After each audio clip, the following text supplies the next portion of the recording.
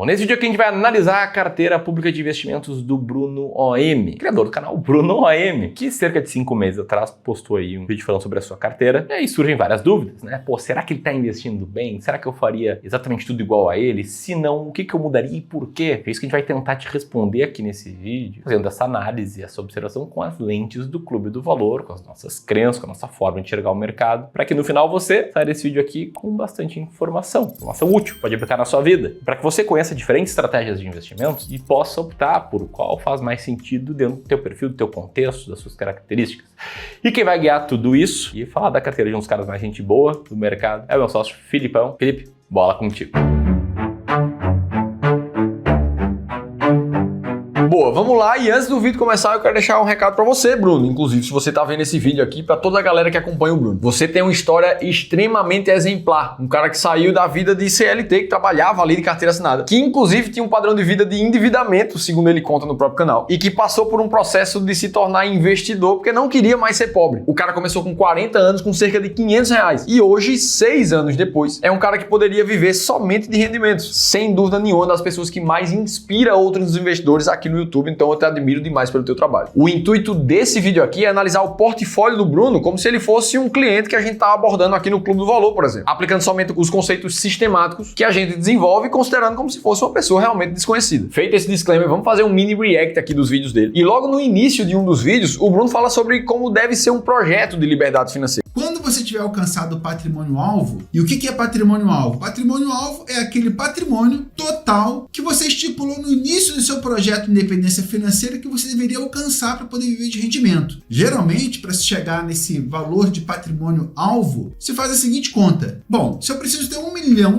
para receber um rendimento de aproximadamente 10 mil por mês, então eu preciso ter R$1,5 milhão para receber um rendimento de 15 aproximadamente. Isso aqui é importantíssimo. Todo tipo de investimento de longo prazo precisa partir de um plano. E tudo começa com um patrimônio-alvo, que depende do padrão de vida que você quer ter. A única coisa que eu preciso discordar do Bruno aqui é a conta que ele faz. Ele faz um cálculo que considera uma geração de renda passiva de 1% ao mês em cima do patrimônio que você tem investido. Se a gente for pegar na prática, em fundos imobiliários, por exemplo, tem muitos casos realmente que isso acontece. Vamos olhar aqui o próprio caso do MXRF11, o fundo de imobiliário mais popular do Brasil. O que a gente vai ver aqui é que, pelo menos nesse último ano, várias vezes por mês, o dividend yield desse fundo chegou a algo muito próximo de 1% ou até mais do que isso em vários e vários momentos. Como esse dividendo é isento de imposto de renda para pessoa física, então você vai receber 1% ali na conta. Para cada R$1 milhão que você está investido, você tem uma renda passiva ali de R$10 mil.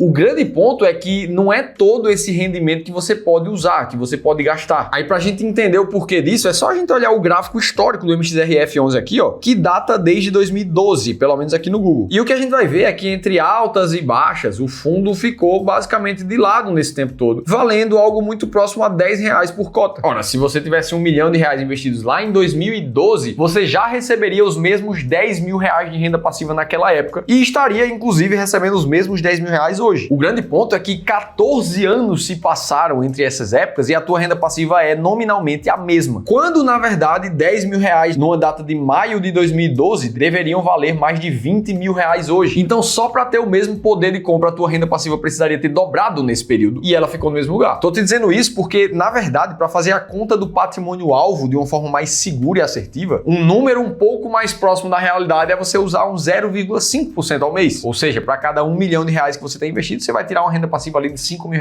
Essa sim você pode realmente usar. Aí, feito isso, você começa a descobrir o quanto você precisa acumular de patrimônio-alvo. Inclusive, me conta aqui nos comentários qual é a tua renda passiva que você quer alcançar. R$5 mil por mês, 20 mil, 100 mil por mês, quanto é suficiente para você? Beleza, então definido esse patrimônio meta, vamos ver como é que ele está investindo para chegar lá. E para analisar corretamente a carteira de qualquer investidor, a gente precisa começar sobre a macroalocação, as porcentagens que ele tem de cada uma das classes de ativos dentro da carteira. No caso do Bruno, ele está investindo dessa forma que a gente vê aqui, ó, 31,37% em fundos imobiliários, outros 35% em ETFs e 33% em ações. Sendo que nessa parte de ETFs, todo o investimento do Bruno é em mercado internacional. A primeira tela que eu vou mostrar para você, olha, nacional, entre fundos imobiliários e ações, 64%, 4,45%, no exterior. Então a gente está falando basicamente de 1/3 da carteira para cada coisa: fundos imobiliários, ações do Brasil e ações internacional. Pronto, só de acertar uma macroalocação de uma carteira a gente já tem mais de 90% de chance de ter uma performance acima da média naquela carteira ali. E não sou eu que digo isso, na verdade é um cara chamado Roger Ibbotson, que é professor da Yale University desde 1984. E num artigo que esse professor desenvolveu, há não muitos anos atrás, ele tentou descobrir o que é que explicava realmente a performance acima da média dos investidores. E o resultado dessa pesquisa é que em mais de 91% dos casos,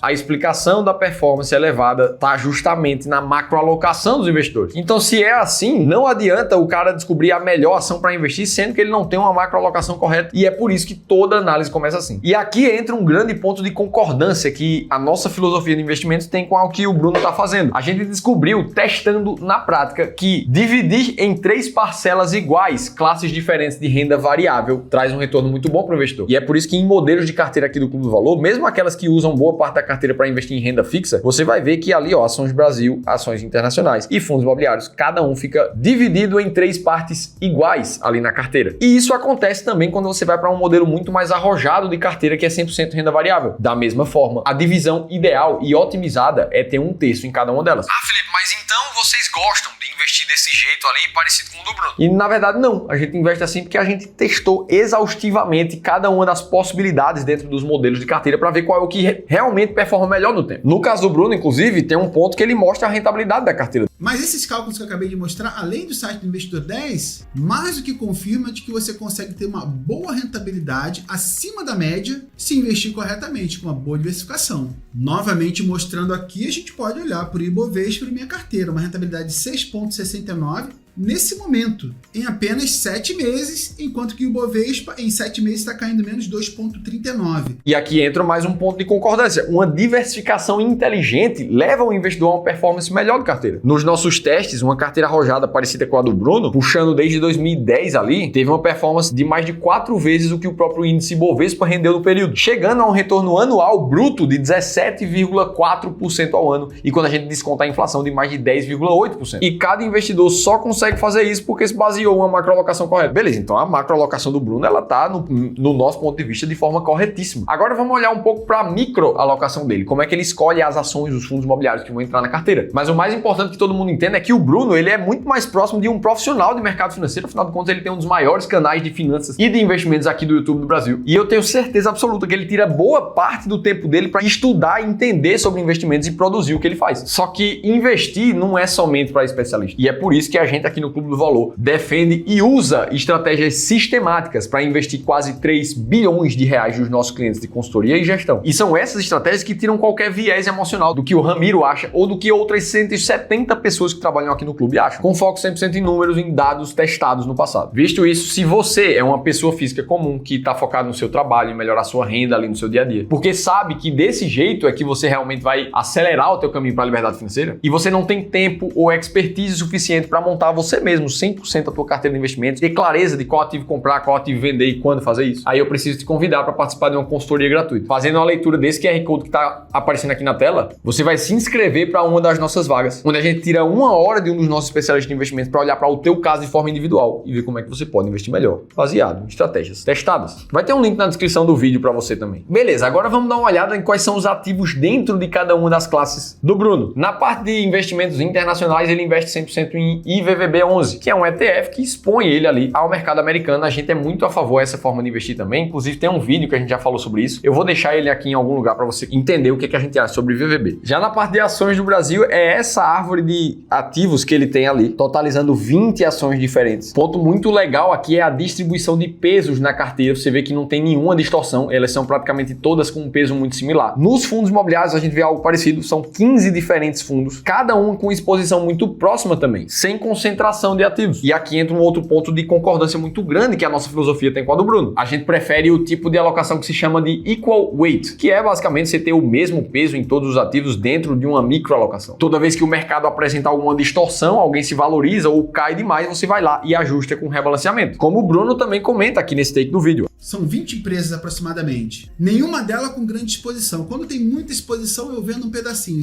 Quando ela tem muita exposição, é porque valorizou bastante. E o motivo de ser assim também não é porque a gente prefere ou porque a gente gosta. Existem estudos que comprovam a maior eficácia do método Equal Weight, como esse que está aí na tela para vocês, mostrando que a conclusão é que modelos diferentes como esse não conseguem performar melhor do que o Equal Weight, principalmente para quem é pessoa física comum. A paz de você saber exatamente qual é a proporção que cada um dos ativos deve ter na tua carteira é totalmente libertadora. E aí o próximo passo é entender quais são os ativos que o Bruno tem ali. Ó. Se a gente for olhar para a nossa estratégia de ações baratas aqui do Clube do Valor, por exemplo, várias empresas que o Bruno tem também são consideradas como baratas, segundo o nosso ponto de vista. A Valide, a Vale, a Pose 3, a Kepler Weber e a própria Leve, Mali Metal Leve. Assim como várias outras também não tão baratas, como a Blau, a Panvel, a Vamo 3. E a gente vê algo muito parecido também no caso dos fundos imobiliários. Aqui no Clube do Valor a gente investe nos fundos imobiliários mais perenes e consolidados no mercado. Dentre eles, na carteira do Bruno, a gente vai ver o XP Malls, a gente vai ver o VISC11, o CPTS, o BTLG, o IRDM, o XPLG. Agora, vários outros também não fazem parte da nossa estratégia de fundos imobiliários. E o que a gente vê é que, de certa forma, a gente tem formas divergentes de escolher ativos. Invariavelmente, pelo menos metade da carteira ali vai ter nomes diferentes. Só que como a gente viu no estudo do professor Roger desde o começo do vídeo, a coisa mais importante é a macroalocação e a diversificação que você constrói na tua carteira. E a do Bruno é, sinceramente, uma das mais bem alocadas e equilibradas que a gente já fez durante todo esse quadro de análise de carteira aqui no YouTube. E você pode achar que é simples manter uma estrutura de uma carteira assim, só que requer muita disciplina, requer não comprar o ativo que está subindo mais, que está na boca do povo, na verdade, chegar lá e vender na hora certa. E se forçar a voltar sempre para o seu plano inicial. E ele comenta isso aqui. Pessoal, estou mostrando toda a minha carteira para vocês aqui, mas com objetivo didático. Por que eu consegui vencer no Ibovespa? Com bastante diferença, por causa da diversificação. E é por isso que, pela primeira vez, a solução, o diagnóstico dessa carteira é manter exatamente o balanceamento que ele tem. Lógico, ele está com um peso levemente acima ali em mercado internacional, ele está precisando comprar fundos imobiliários nesse momento, mas eu tenho certeza que com dividendos e aportes, ele vai chegar no balanceamento ideal e alvo em um mês ou em poucos meses. Se o Bruno fosse uma pessoa desconhecida passando por análise de carteira, a única forma que a gente perguntaria de agregar para ele é entender exatamente como ele escolhe as ações para investir, por exemplo. Será que ele prefere escolher ações mais baratas ou escolher mais ações de dividendos? Parece que está meio misturado ali. E aí dá para a gente pensar na nossa estratégia de ações mais baratas da bolsa, por exemplo, que seleciona as 20 mais descontadas do mercado sempre. E do histórico, puxando de 2004 para cá, a gente vê a rentabilidade dessa carteira sendo muito maior do que a média do Ibovespa, inclusive maior do que as ações caras na bolsa. E com um retorno médio dessa estratégia de quase 25% ao ano. Então você vê ali que ela no passado performou bem, porque a filosofia por trás dela faz sentido. Inclusive, a gente te mostra 10 empresas que estão extremamente baratas nesse momento